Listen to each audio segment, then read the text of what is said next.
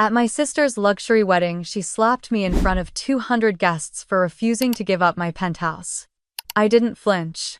A week earlier, her groom had sent me a handwritten letter admitting he admired me and feared marrying her. I read it aloud into the mic word for word. By morning, the video had gone viral. Her career collapsed. Their honeymoon was cancelled, but I didn't speak to ruin them. I just stopped staying silent. I'm Camille Hartley, and this is the story of how choosing myself made the world finally listen. The champagne glass trembled slightly in my hand as I watched my younger sister Savannah glide across the ballroom floor like she owned it. She probably felt like she did. Her Vera Wang gown shimmered under the chandeliers of the Ritz-Carlton Manhattan, trailing behind her like a ribbon of white silk. 200 guests had gathered for her wedding, a carefully curated audience of socialites, business connections, and distant relatives who'd never missed a chance to remind me how much more charming, likable, and feminine Savannah was. Compared to me. I stood near one of the flower-draped cocktail tables, trying to keep my posture relaxed and my face unreadable. My black satin gown hugged my figure just enough to draw the occasional compliment, but I hadn't come here to compete. I was here because I was expected to be. Because I was the older sister. Because Savannah had asked me, no insisted that I be present. And because somewhere deep down I still wanted to believe that family meant something. Savannah's groom Derek stood beside her, tall and polished, smiling like a man who had just won a prize. I barely knew him, which wasn't surprising. They had been together for 8 months? Their whirlwind romance was the kind of thing tabloids loved, and Savannah thrived on that energy. She always had. Meanwhile, I'd spent the last 10 years grinding through law school, working 80-hour weeks, and building my own litigation firm from scratch. My life had never been built on whirlwind anything. "Camille, darling, you look lovely tonight." I turned to find my mother, Linda Hartley, approaching with her signature faux warmth. She wore navy silk tailored to perfection, her silver blonde hair swept up with meticulous care. Her compliments always landed like transactions. I knew that look in her eyes. She wanted something. "We need to have a little family chat." "Not now, Mom. It's Savannah's wedding." I forced a smile, hoping she'd take the hint. "Actually, no, now is the right time." My father Edward appeared beside her, the classic picture of old-school authority in a tuxedo that somehow made him look taller. His expression was tight-eyed, critical, and I knew that whatever they wanted was not going to be pleasant. "We've been talking about your living situation." I blinked. "My living situation?" I shifted the champagne glass to my other hand and crossed my arms loosely. "What about my living situation?" "Well, honey, Savannah and Derek are starting a family soon." Mom's voice had that saccharine edge that meant she was about to say something wildly inappropriate. "They'll need more space than Derek's apartment in Astoria." "They're not even pregnant," I said, keeping my tone even. "They will be soon." Savannah chimed in, suddenly appearing at Derek's side. Her green eyes sparkled, her smile tightly controlled. "We're going to start trying right after the honeymoon." "Congratulations," I said, forcing civility. "I'm sure you'll find a lovely place to raise your family." "We already have," she said, looking directly at me. "We want your penthouse." The words struck like ice water. "Excuse me, Camille," Dad began, already slipping into that calm, patronizing tone he reserved for negotiations that weren't really negotiations. "Think about it logically. You're single. You don't need that much space. Savannah and Derek need a real home for their future family. You don't even use all the bedrooms. You want me to give up my home." "Not give up," Mom corrected. "Trade. You could take Derek's apartment. It's perfectly adequate for someone living alone." "A 600-square-foot one-bedroom in Astoria?" I raised an eyebrow. "You want me to trade my 3-bedroom penthouse on Central Park South for that?" "Don't be dramatic." Savannah rolled her eyes. "What do you even need all that space for? You don't even have a boyfriend." The sting was intentional. I felt it. And I saw Derek's jaw tighten ever so slightly. "I need that space because it's mine," I said quietly but firmly. "I bought that apartment. I earned it. And I'm not giving it up." "Camille Elizabeth Hartley," my mother snapped. "That is incredibly selfish." "Selfish?" I laughed, a short, bitter sound. "When I studied for the bar, you said I was antisocial. When I launched my firm and struggled, you said I was reckless. When I succeeded, you called it luck. And now that I have something you want suddenly, I'm part of this family again. You've always been part of this family, Dad said stiffly. Really? When was the last time you asked how my business was doing? If I was happy, you only remember me when Savannah needs something. Savannah stepped closer, her face flushed with rage. You know what your problem is, Camille. You've always been jealous of me. You can't stand that I'm getting married, that I'll have the family you'll never have. I'm not jealous of you, Savannah.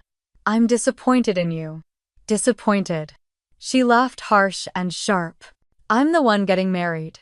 I'm the one giving Mom and Dad grandchildren. What have you done besides make money? I've built a life, I said, voice soft but steady.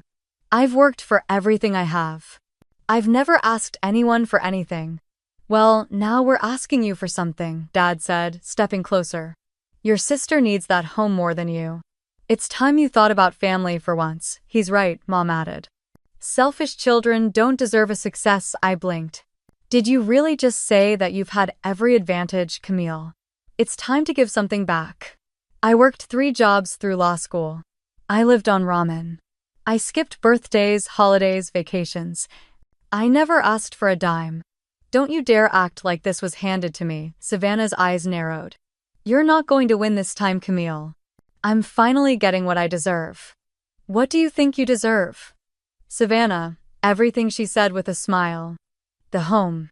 The attention. The life you hoarded for yourself. I deserve it all over my dead.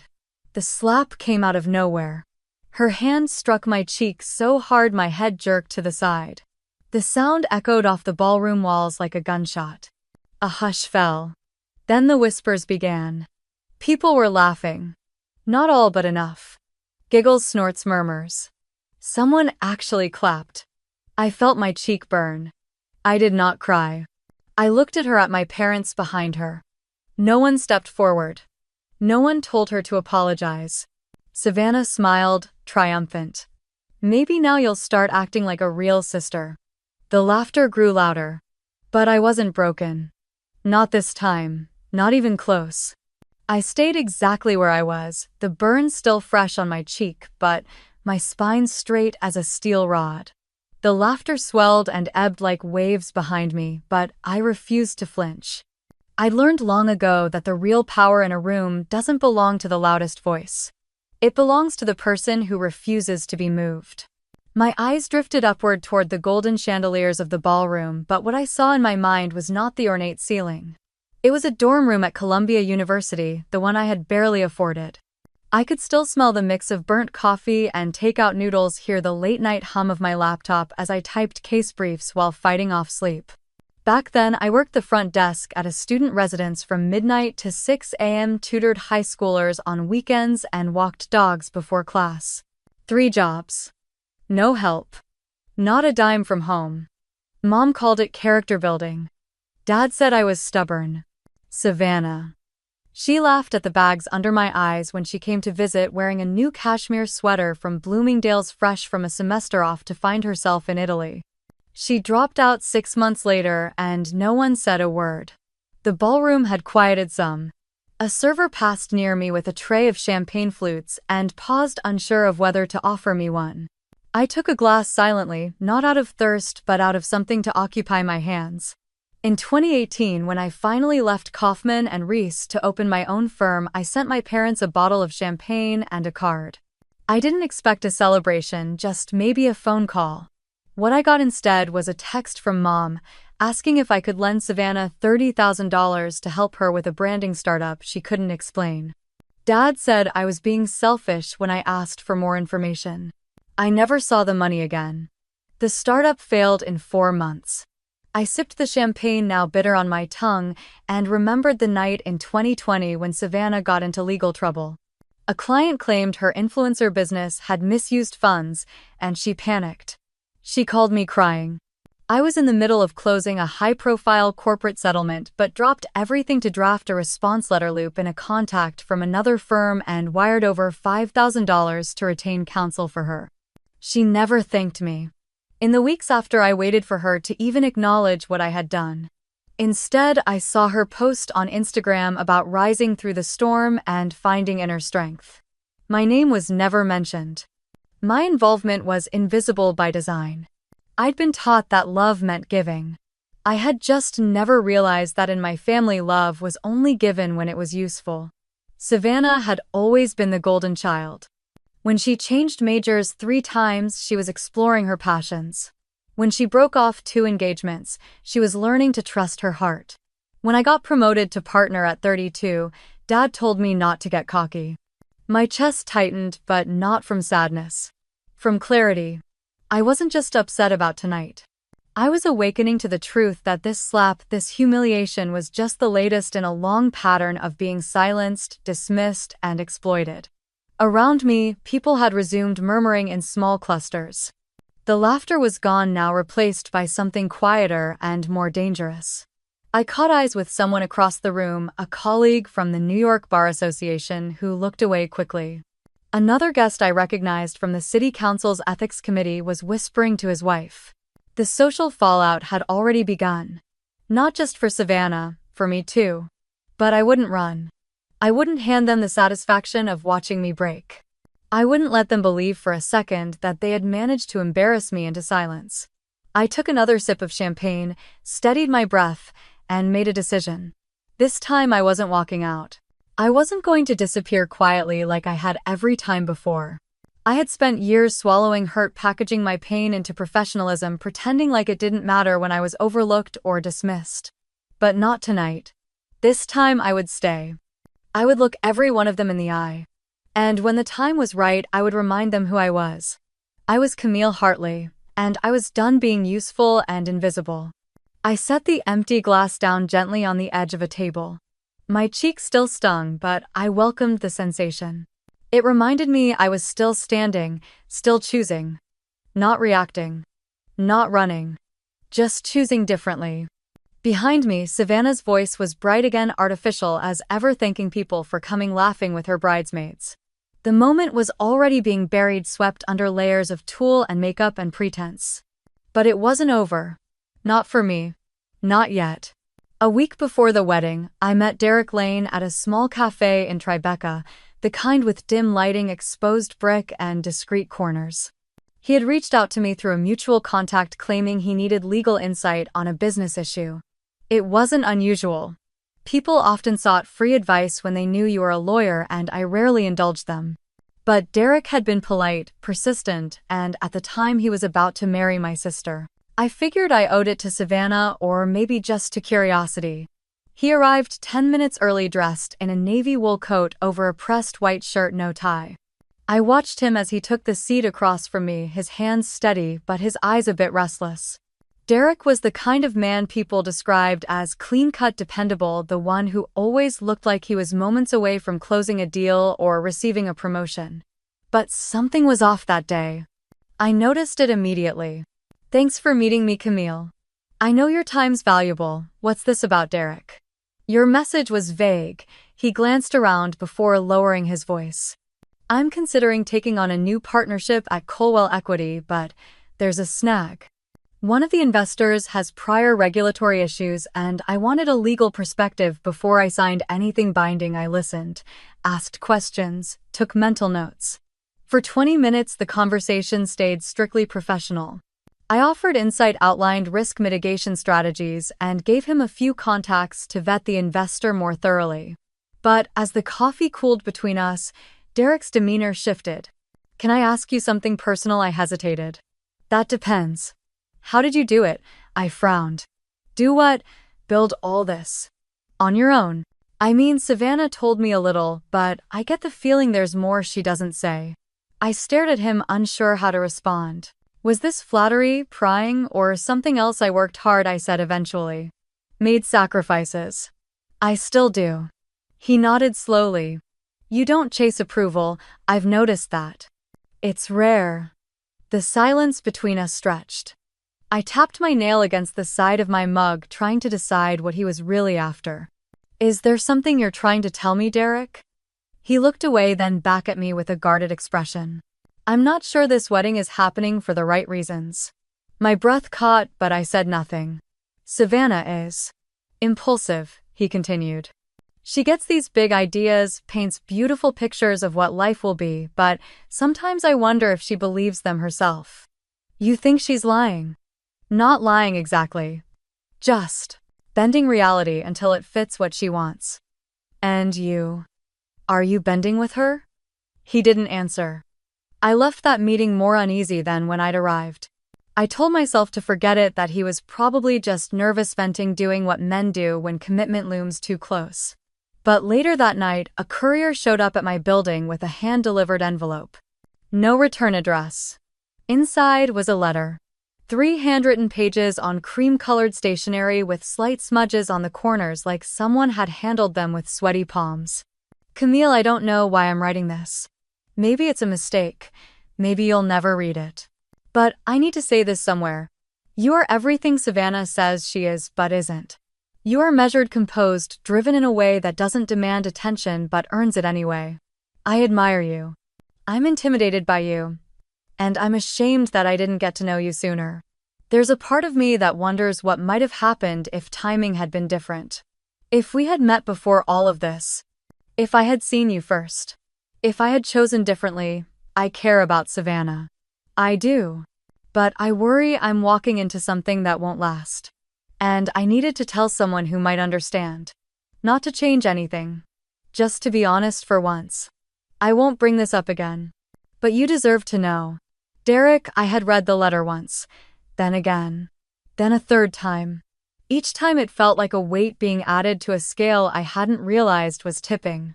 I never responded. Never told Savannah. Never showed it to anyone. I folded it back into its envelope, slid it inside the drawer of my nightstand, and tried to forget it existed. But of course I didn't forget. You don't forget when the man marrying your sister confesses that he wishes he'd met you first. You don't forget when he sees through the same illusions you've been enduring for a lifetime.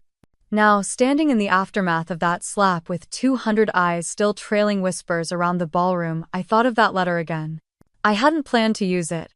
I hadn't planned for any of this. But plans didn't matter anymore. I wasn't here to expose anyone. But if tonight had proven anything, it was that protecting others at the expense of myself had only ever led to pain. And I was tired of being hurt quietly. I stepped through the tall glass doors and out onto the balcony, away from the clatter of silverware and fake laughter that still echoed inside the ballroom. The air was sharp with the scent of early spring rain and something floral from the massive arrangements along the railings. Below, the traffic on Central Park South moved steadily, unaware of the war unfolding 30 floors above. I pulled the letter from my clutch. The envelope was slightly bent now from being carried all evening. I didn't need to read it again. I knew every word. Still, I unfolded it slowly, holding it like something sacred or dangerous, or both. My fingers brushed the ink where Derek had pressed a little too hard. My name in his handwriting. That strange, delicate admiration that lived in each line. It wasn't a love letter, but it was enough to ruin things. I had never wanted to be anyone's secret, especially not his. But tonight wasn't about him or what he might have meant. It was about me. It was about what I had always allowed. What I had forgiven without a second thought. What I had buried in the name of family. The door creaked open behind me. I didn't turn. Camille. It was my father's voice. Heavy, measured. Followed by the soft click of heels. My mother. Of course. Your sister's very upset. I stayed silent, staring over the edge at the city. Edward placed a hand lightly on the balcony ledge beside me. Look, I know things got heated in there. But this doesn't have to turn into something bigger. You know how sisters are, there's always tension. Competition. It doesn't mean anything. My mother exhaled dramatically, the way she did when she believed she was the only adult in the room. I told you not to bring up that apartment tonight. This was supposed to be a happy day. But it's not too late to salvage it. You can be the bigger person. You usually are. I finally turned to face them. You want me to pretend it didn't happen. I'm saying let's not overreact. She slapped me. Mom, she was emotional. Weddings bring out the worst sometimes. It's just family tension. My mother stepped closer. You've always had trouble letting things go. You take everything so personally. But today is about your sister. It's her big day. Do you really want to ruin it over one moment? My laugh came low and dry. You think I ruined it? She's your sister, Camille. You know how important this is to her. To us. To you. My father folded his arms, jaw tightening. You're being unreasonable. She's apologized. No, she hasn't. Well, maybe she's waiting for the right time. Maybe she's embarrassed. She's not embarrassed. She's proud. Did you see her face? She hit me and then smiled. I turned away before they could answer. My eyes landed on Derek standing just inside the ballroom doors. He hadn't come out. Hadn't tried to stop the conversation. He just stood there, one hand in his pocket, the other clutching a drink, watching me like he couldn't decide if he was supposed to intervene or disappear. We've all made mistakes, my father said, voice softening. But you're the older one. The more stable one. You've always been the calm one in the family, the responsible one. The convenient one. You're successful, Camille. That should be enough, but it never was, I said. Not for you, not for her. No matter what I did, it was never enough to earn respect. Only to earn more demands. Don't be dramatic. I gave him a long, steady look. Don't use that word. There was a silence. My mother shifted uncomfortably. I know you think you've been mistreated, but you're not perfect either. You can be cold, distant. You hold grudges. Maybe that's why you're alone. The words landed sharper than she intended. Her face twitched like she might take them back, but she didn't. I nodded slowly. Thank you for your honesty, Camille number. It's fine. I finally get it. You didn't come here to fix anything. You came here to make sure I didn't disrupt the performance. I turned toward the glass doors. My reflection stared back at me, faint against the ballroom's golden light. My cheek was still red. My lipstick faded, my hair slightly undone. But my eyes were clear. And for the first time in a long time, I saw a version of myself that wasn't trying to hold it all in. I opened the door and stepped inside.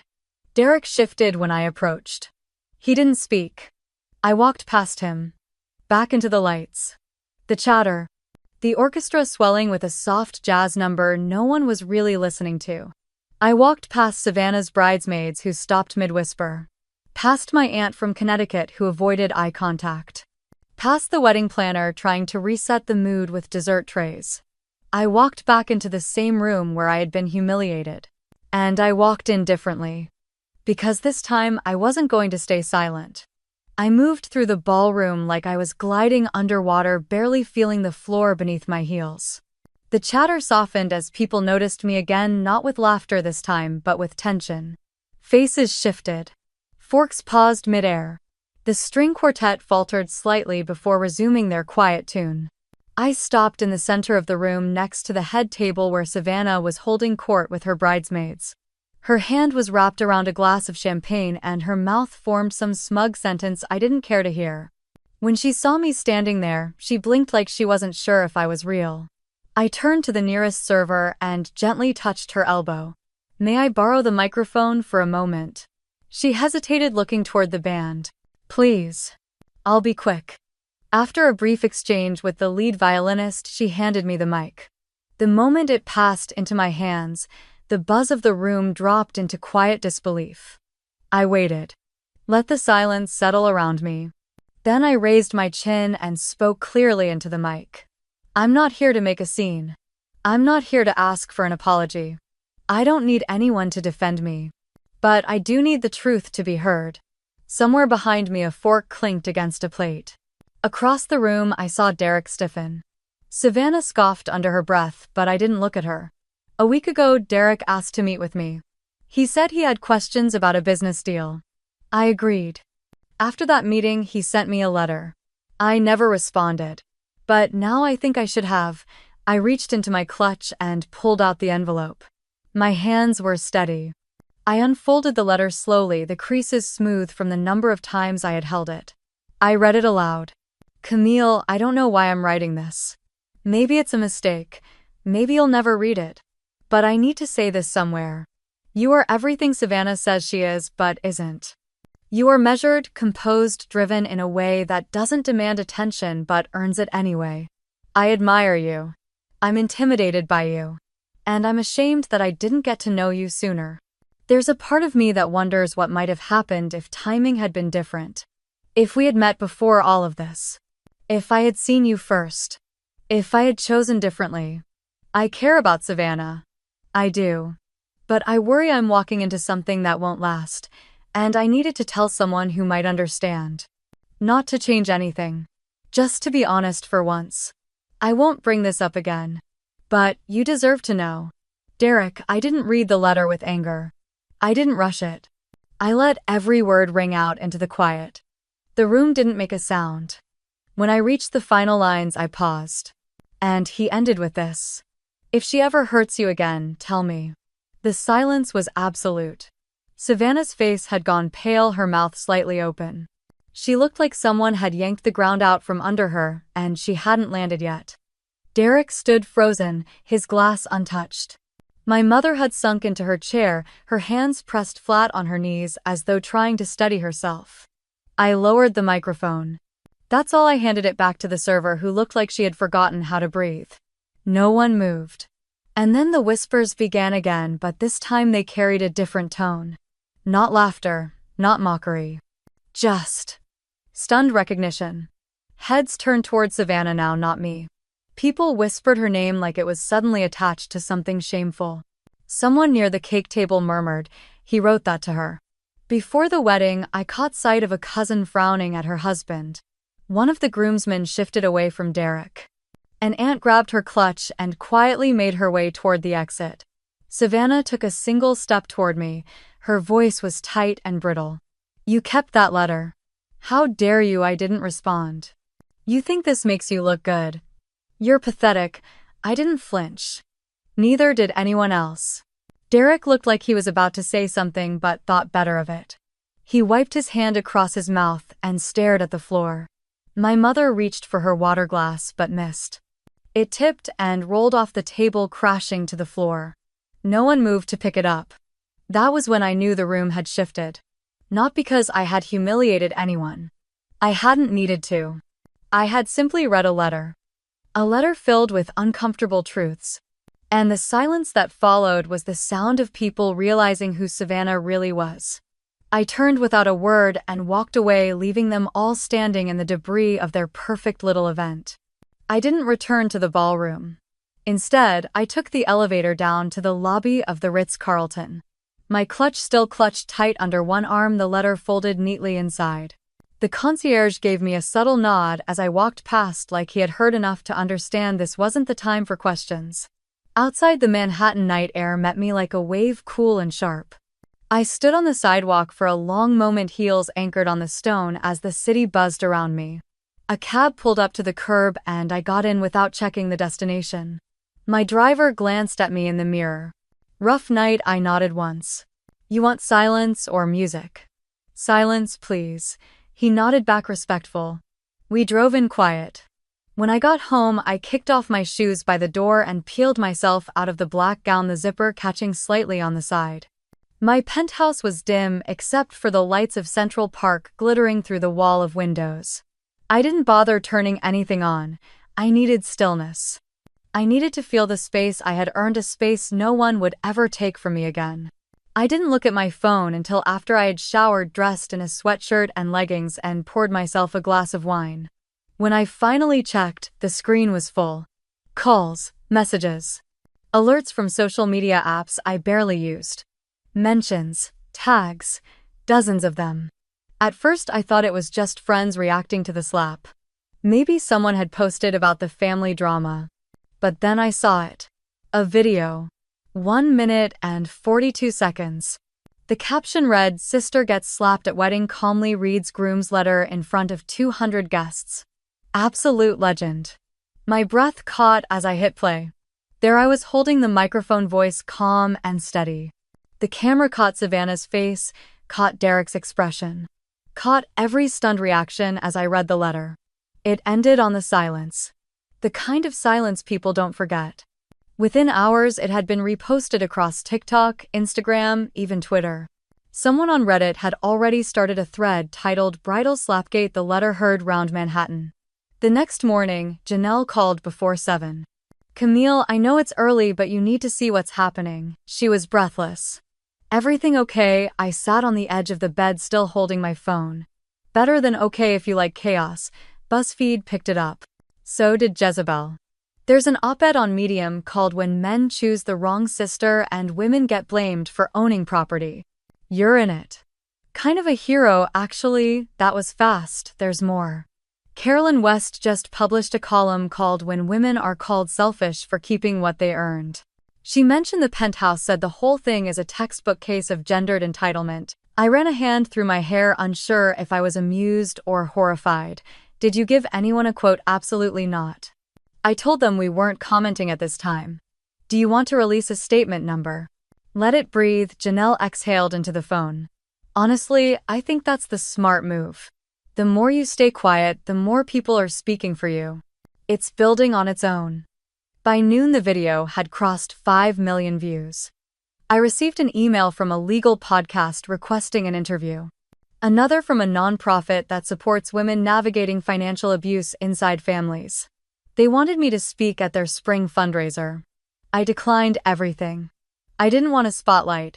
I wanted silence. I wanted the noise to swirl around me without dragging me into its center. By the afternoon, the tone online had fully shifted. People weren't talking about how dramatic I was or whether I had deserved the slap. They were talking about Savannah. About how she had demanded property she didn't earn. About how she had hit her sister in public. About how her groom had sent a letter that revealed more than he realized. Lawyers I hadn't seen since Columbia messaged me to say they had my back. Colleagues forwarded screenshots of group texts where senior partners at firms I used to intern for were discussing the video. I even got a DM from Judge Vanessa Harding, who simply wrote, "We see you. Good for you." For the first time in years, I didn't feel like I was holding my world together alone. I wasn't just a woman who had been slapped. I was a woman who had been silent long enough. And I hadn't said anything more than what was true. By Monday morning, the cracks had turned into full fractures. Savannah's firm, a boutique PR agency in Soho known more for image than ethics, placed her on immediate suspension. The official reason was pending review of professional conduct, but everyone knew it was about the video. No brand wanted to be associated with a woman who slapped her sister at a luxury wedding and was then exposed by a letter from her own groom. Her team had tried to do damage control over the weekend. Someone had edited together a clip of her crying at the reception, hoping to paint her as overwhelmed. The internet wasn't buying it. The footage of her slapping me had already been turned into reaction. GIFs, TikTok voiceovers, and memes with captions like "When you want her penthouse but forget she's a lawyer." Their honeymoon to Bali was postponed indefinitely. According to a tip in one of the bridal gossip forums, Derek's firm launched an internal review to assess whether any ethical violations had occurred, particularly regarding his personal judgment. No one had said the letter alone violated policy. But in the corporate finance world, perception was often more damaging than fact. Meanwhile, my parents had gone unusually quiet. That changed on Wednesday afternoon when my doorman called up from the lobby. "Miss Hartley, your mother is here. She says it's urgent." I considered pretending not to be home. But I knew it would only delay the inevitable. "Send her up." I opened the door to find Linda Hartley standing there in pearls and panic. She wore a pale beige trench coat and a silk scarf knotted tightly at her neck as if trying to hold herself together with accessories. "Camille." She rushed forward, arms slightly out, but I didn't move. "Please come in." She stepped inside like it pained her eyes scanning the apartment the way people do when they're about to ask you to give something up. "It's worse than we thought," she said, voice trembling. "The country club canceled our membership. Edward hasn't been invited to the community foundation dinner. People are talking. No one's returning my calls." She sat on the edge of the couch like she might fall off. "Your sister hasn't left the house in 3 days. She's barely eating. She's humiliated. That makes 2 of us." Her eyes snapped up. "Camille, please. This has gotten out of hand. You've made your point. But we need to put a stop to this. The family name is at stake." I folded my arms. I didn't start any of this. You're the one who read that letter. I didn't write it. You could have handled it privately. She slapped me in front of 200 people. Her face twisted, and for a second I thought she might cry. People are calling us abusive. They're saying we used you. That we forced you to give up your home. It's damaging, Camille. It's not just gossip anymore. It's reputational. She looked at me like that word meant everything. I sat down slowly across from her, letting the weight of the moment settle. I didn't ruin your reputation, Mom. I just stopped protecting it. Tears welled up in her eyes. Her hands clutched the hem of her coat. Please. Help us fix this. Release a statement. Say it was a misunderstanding. Say you and Savannah made up. We didn't. But people don't have to know that I stared at her. For a brief second, I saw her not as my mother, but as a woman who had built her entire identity around the illusion of a perfect family. And now that illusion had cracked, and she had no idea who she was without it. I'm not going to lie to clean up a mess I didn't create. Camille, we're your family. Family doesn't scream at you in public. Family doesn't slap you when you say no. Family doesn't treat you like a resource to be managed. She broke then, shoulders shaking, mascara smudging slightly under her eyes. I just wanted things to go back to the way they were. They can't. You're punishing us. No, I'm protecting myself. For the first time in my life, she went quiet. I walked to the window, the same spot I stood so many nights thinking about who I had to be to survive that house, that legacy. I turned back to her, not with cruelty, but with certainty. I didn't destroy anything. I just stopped being silent about it. She wiped her face with the back of her hand. Do you hate us? I don't. Then why are you doing this? Because I finally understand that loving you doesn't mean letting you hurt me. She stood slowly, her posture smaller than I'd ever seen it. If you change your mind, we could use your help. I nodded once, though it meant nothing. She left without another word, the door clicking softly behind her. The silence that followed wasn't empty. It was full of something new.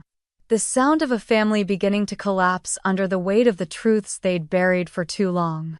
2 days after my mother left my apartment, a letter arrived in a pale gray envelope marked with the insignia of the New York State Supreme Court. It was hand-addressed in neat, deliberate script. For a moment, I thought it was a notice or a summons, though I hadn't done anything to warrant one. Then I saw the name on the back flap. Naomi Chen. Inside was a single page on thick linen paper. No courtroom language. No official title, just a note written in pen. Camille, I was at the wedding. I saw what happened. I wanted to speak up, but I hesitated. That's on me. What you did took extraordinary courage.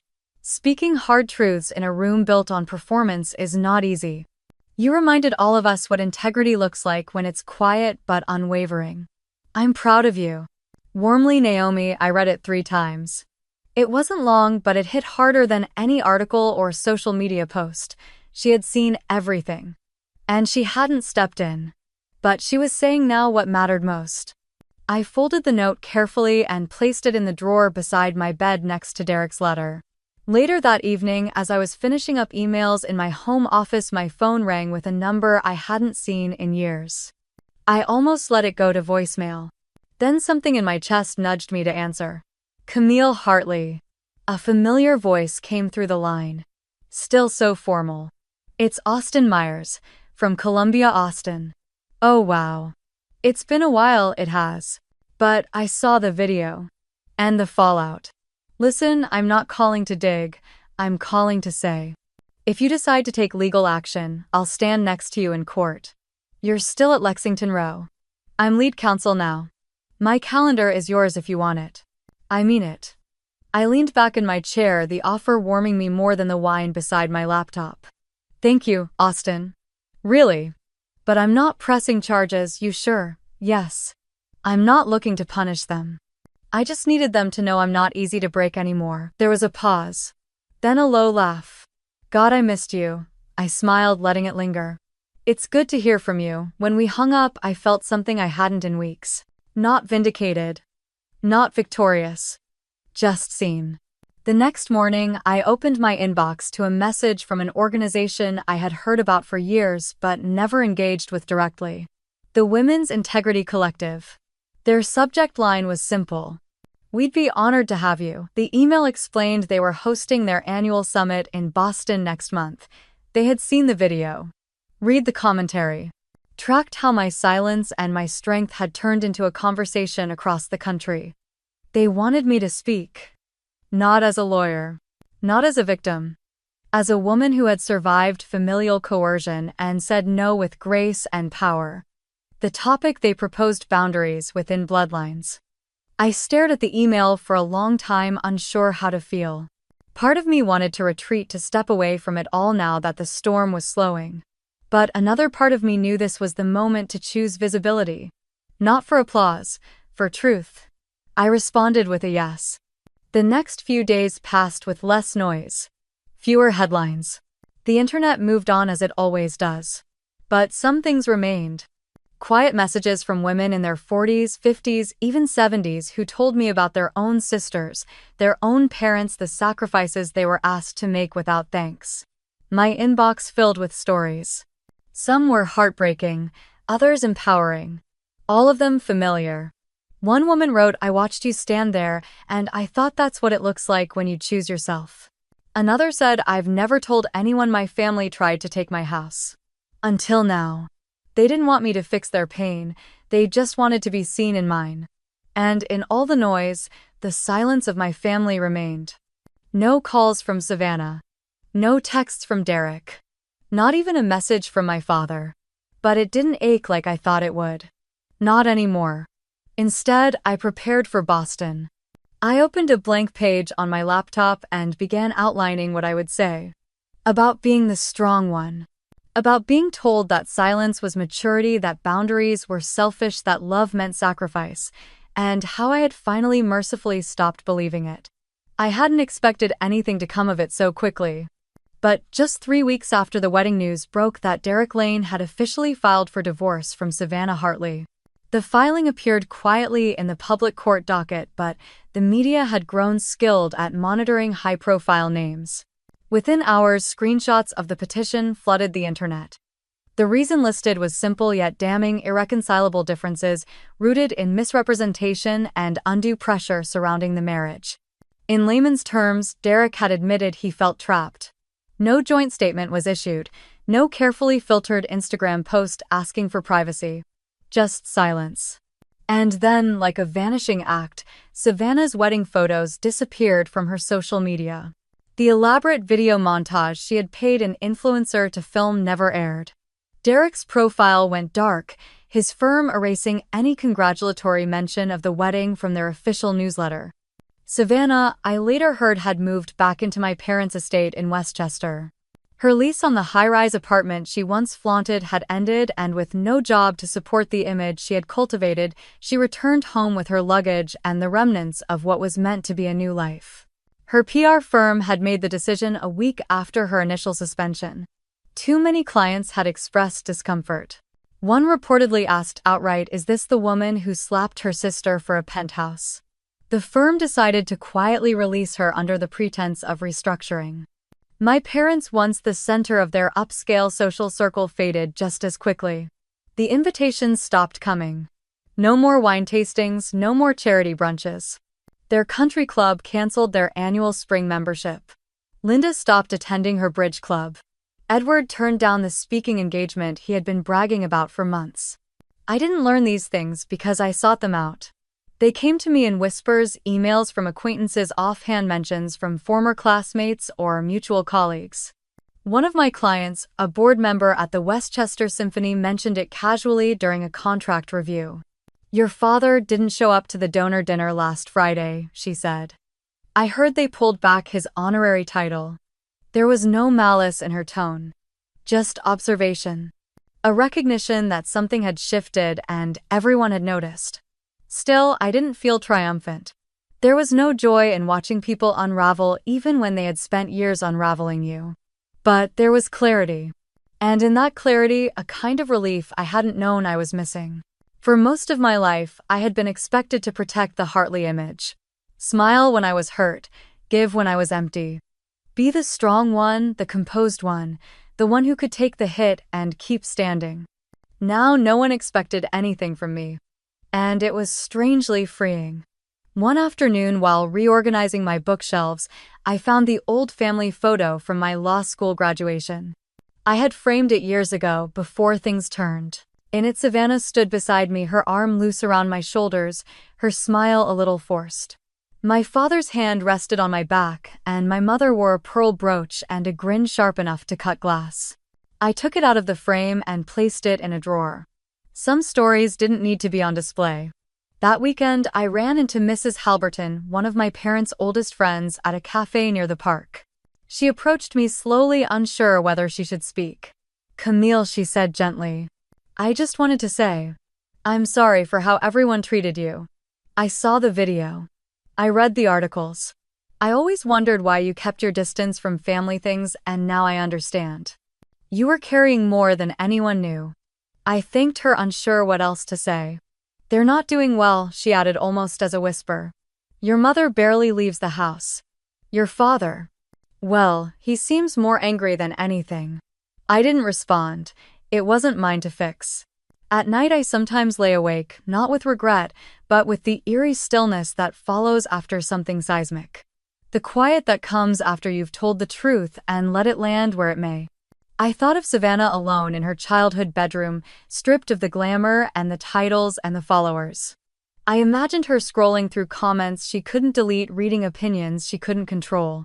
I wondered if she hated me, if she blamed me for all of it. And maybe she did. But the truth was, I didn't ruin her life. I just refused to protect a version of her that never existed. They weren't suffering because of my actions. They were suffering because for the first time the world had seen who they really were, and they didn't like the reflection. What I had done wasn't cruel. It was honest. And the difference mattered. In the mornings, I returned to my routine. I answered work emails, met with clients, reviewed contracts. My firm grew steadily, inquiries increasing every week. Some reached out explicitly because of the wedding incident, saying they wanted a lawyer with backbone. Others simply appreciated the calm professionalism I'd always led with. I didn't discuss my family. I didn't entertain interviews. I let the story fade naturally, allowing life to resume in the way I had always hoped it would, quietly, firmly, on my own terms. For the first time, no one questioned my silence. No one asked me to apologize for choosing peace. And I no longer felt the need to explain why. I spent the first Saturday of spring pulling every box from the second bedroom. For years, it had served as storage. Holiday decorations, I never used, law books I hadn't touched since the bar coats I didn't wear but couldn't let go. It was a space I avoided, like some part of me was saving it, waiting for something or someone that never came. That morning I opened the blinds wide and let the sunlight hit the floor. I ordered a new desk, a tall bookshelf, and a cream-colored rug with a subtle geometric pattern. I called a local carpenter to install floating shelves. By evening the room felt lighter, as if the dust itself had been holding its breath. This wasn't just an office, it was a declaration. The third bedroom, once mocked by Savannah as pointless for a woman without children, became a guest room. I found soft linens in warm colors and added a small welcome basket on the dresser, an idea borrowed from a Vermont inn I once stayed at during a deposition trip. The changes weren't about erasing the past, they were about claiming space. Fully. Finally. A week later, I hosted my first dinner in the apartment. Just 4 people. Janelle Austin, a friend from Columbia named Rachel, and my upstairs neighbor Clara, who had once knocked on my door with soup when she heard I'd had the flu. We opened a bottle of Cabernet, cooked together, laughed so hard, Janelle nearly dropped a serving spoon down the sink. No one asked about my family, no one tiptoed around the word wedding. It wasn't a celebration of surviving something, it was just life. Easy, full, mine. As everyone left, Clara hugged me at the door and whispered, "Thank you for letting us in. It's nice to see your lights on." The next morning, I walked downstairs to check my mail. Luis, the doorman who had known me since I moved in 6 years earlier, looked up from his desk with his usual warm eyes. "Miss Hartley, good morning." "Good morning, Luis." He tilted his head slightly, observing me. "You're smiling today. Not just polite smiling. The kind that reaches your eyes." "Haven't seen that in a while," I blinked, touched by how clearly he'd seen through the years of armor. "Maybe I finally have something to smile about." He nodded and handed me a package. Brown paper. No return address. Back upstairs, I opened it to find a handwritten note from one of the directors of the Women's Integrity Collective. Inside was a plaque carved with a quote I had shared during the summit. "You don't owe your peace to people who demand your silence." I placed it on the new office shelf. Later that day, I finalized the paperwork to contribute anonymously to a foundation supporting single women launching their own businesses. I used a trust name instead of mine. It wasn't about credit, it was about passing something forward. A small push for the woman who was one no away from giving up. The woman I once was. Each night, as I walked through the apartment, I noticed how the space had started to feel different. Not just cleaner, clearer. The noise that used to echo in the back of my head, my mother's disapproval, my sister's mockery, my father's disappointment, it had grown quiet. One evening, I sat on the balcony with a blanket and a glass of ginger tea watching the sun dip behind the skyline. The city blinked to life beneath me. Central Park lay like a soft shadow stretching far and wide. I thought about the word family. It had always meant obligation, negotiation. Something you were born into and stuck with. But maybe that wasn't true. Maybe family wasn't who named you. Maybe it was who didn't shrink you. Who didn't punish you for growing. Who walked beside you instead of pulling you backward. I wasn't alone. I had Janelle who handled my calendar like a queen and left little sticky notes on my desk with encouraging messages. I had Austin who sent articles and dad jokes in equal measure and who reminded me that people do change and sometimes they return better. I had Clara who watered my plants when I forgot and dropped by with lemon scones. I had Luis who had seen me in every version of myself and had quietly rooted for me through all of them. I had a city that knew my name and a penthouse that no longer felt like a fortress but a home. And for the first time in my life, I didn't just feel strong. I felt soft, safe seen. That was family. By choice. Not by blood. It happened on a Thursday evening 6 months after the wedding. I was attending a legal industry fundraiser at the Avery Club downtown, one of those networking events where everyone pretended to enjoy shrimp cocktails and made small talk about pending legislation. I had been invited as a guest speaker on a panel about women in corporate law. The room was bright with chandeliers and full of polished people in tailored suits. I wore navy with silver earrings, simple and firm. It felt like armor, but lighter. After the panel, I was standing near the bar talking with a former colleague when I saw her. Savannah. She had changed. Her once perfectly blown-out hair was pulled into a loose bun that didn't quite hold. She had lost weight, but not the kind that comes from wellness. Her eyes were rimmed with fatigue, her dress elegant but wrinkled like she had thrown it on without care. I froze for half a second, then straightened my posture. She hadn't seen me yet. But when she did, she hesitated. Then started walking toward me.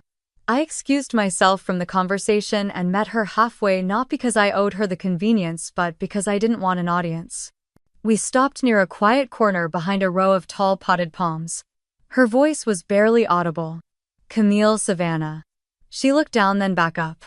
There was no spark in her eyes, only the kind of restless regret people carry when they can't undo the past.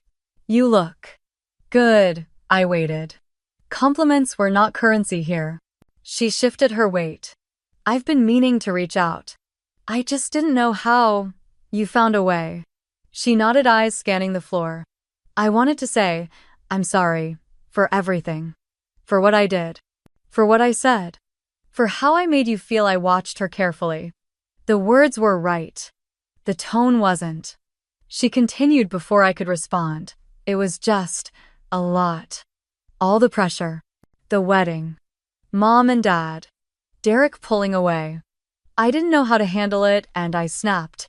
There it was. Not apology. Just explanation. I listened. Let her speak. Let her fill the space with rationalizations.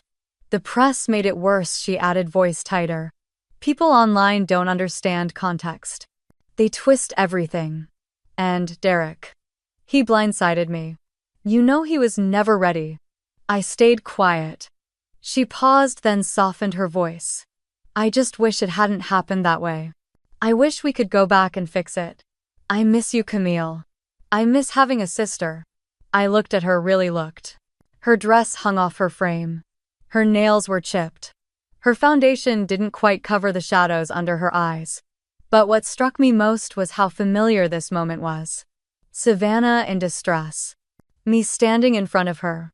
Her hoping I would step in and carry the weight of her ruin. I kept my voice calm. I believe you're sorry, Savannah. But not for what you did. You're sorry for what happened after. For how it spiraled. For the consequences. Her jaw tensed. That's not fair, it's true. You regret the fallout, not the strike. She blinked. I didn't mean to hit you that hard, but you meant to hit me. The silence between us stretched. I wasn't trying to ruin your life, she said quietly. And I wasn't trying to be your enemy. We stood there, two grown women in cocktail attire, sisters by name, strangers by reality. You said once that I didn't know what it meant to have a family, I said. But I do now. And it doesn't look like being slapped in front of 200 people while my parents watched. Her face tightened as if bracing for another blow, but I had none left to give. I'm not angry anymore, I told her. But I'm also not going back to pretending. That's not healing, that's denial. She nodded, slowly, lips pressed together. So that's it. She stepped back. Her hand twitched like she wanted to reach for me but thought better of it. Okay, well, I hope. I hope you're happy. I am. She looked at me once more. Then walked away, heels clicking too fast, her shoulders rising slightly as if she needed to leave before she shattered again. I didn't watch her go. I turned back to the bar and rejoined my conversation, letting her absence pass through me like a breeze. Not disruptive, just motion, just release. Some endings didn't need closure, just truth. And space. And the freedom to walk away. That night, I walked home instead of taking a car. The air was crisp, scented faintly with spring rain and street vendors packing up for the evening. My heels clicked softly on the pavement, a steady rhythm against the hum of the city. It was late enough that the streets had quieted but early enough that the skyline still pulsed with light.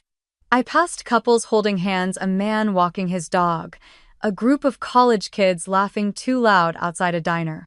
By the time I reached my building, the doorman had already stepped aside with a smile, no words needed. I nodded in return and stepped into the elevator, watching the city fall away as I ascended. When the doors opened, I was met with the stillness of my home. My sanctuary. I kicked off my shoes, dropped my clutch on the entry table, and poured myself a glass of water. Then I walked out to the balcony and let the wind meet me. It wasn't cold, not quite warm either, just clean. The view was breathtaking even after all these years. Central Park stretched out in front of me, dark and endless. The buildings sparkled around it like quiet sentinels. There was a stillness to it all that didn't feel empty, just at rest. I wrapped a blanket around my shoulders and sat down on the lounge chair I had moved out there last week, intending to finally enjoy the space. A small indulgence I had always postponed, waiting for the right moment. It turned out the right moment was simply when I decided to take it. My phone buzzed against the table. A text from Rachel. If you ever want to tell your story, Camille, I'll make sure it's told with honesty and dignity. You deserve that. No pressure, just here if you want it. I read the message twice, then turned the screen off and set the phone face down. Maybe one day I'd say yes, but tonight didn't belong to the world. It belonged to me. I looked up at the sky, soft and gray-blue, no stars visible through the city haze, but I knew they were there. Like all the things that mattered but weren't always seen. Peace, strength, boundaries, healing. I had spent so much of my life performing the role of the reliable one. The successful one. The one who could take it. Who could be screamed at, leaned on, blamed, and still show up for Christmas dinner with wine and a gift no one would remember. I had always believed that love came with a price, that being part of a family meant tolerating hurt in silence, that you couldn't have love and truth at the same time. But now in this quiet space, I knew better. Love without respect isn't love. Family without kindness isn't family. And silence isn't strength when it means swallowing your dignity. They had called me selfish, dramatic, cold. But all I had ever done was ask for what I earned to be honored. My home, my peace, myself. And when they couldn't respect it, I walked away.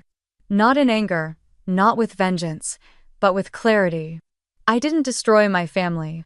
I simply stopped pretending that they had ever been one. And that distinction changed everything. From somewhere down below, a car horn blared, then faded. The hum of the city returned. My plants rustled in the breeze. The warmth of the blanket curled around me, a gentle weight grounding me in the present. Inside, my home glowed with low golden light. My office was freshly reorganized. The guest room still smelled faintly of lavender from when Rachel visited last week. The books on my shelf were ones I loved, not ones I kept to impress anyone. The art on the walls made me smile. The space looked nothing like my childhood home, which is exactly why it felt like mine. I had finally built a life where I didn't have to flinch, where I didn't have to negotiate my right to exist in peace, and best of all, I had chosen every part of it. Luis had said it weeks ago, and he had been right. I smiled differently now. Not the rehearsed smile for family events, not the stiff smile in professional headshots, but the kind that lived in my eyes, the kind I didn't have to practice. It had taken a long time to get here. A slap in a ballroom. A letter never meant to be read aloud. 200 witnesses and a lifetime of quiet resentment. But in the end, I wasn't angry about it anymore. Because it gave me the one thing I had always needed. Myself. If you've been through something like this, if you've stood alone in the middle of a room full of people who claimed to love you but didn't listen, I want you to know something. You don't have to earn your place. You don't have to give up your peace to be loved. And you never owe anyone the things you fought for, especially not the people who only show up to take. Not everyone who shares your blood deserves to share your future. And no one, not your parents, not your siblings, not even someone you once loved, has the right to make you smaller than you are. So if you've ever been a Camille, I hope this story helps you breathe a little deeper. And if you're still finding your way out, I hope you'll remember this. You're not too much. You're just finally not shrinking. And that's more than enough. If this story felt like yours, leave a comment, share your thoughts, or subscribe. You're not alone. And you never were.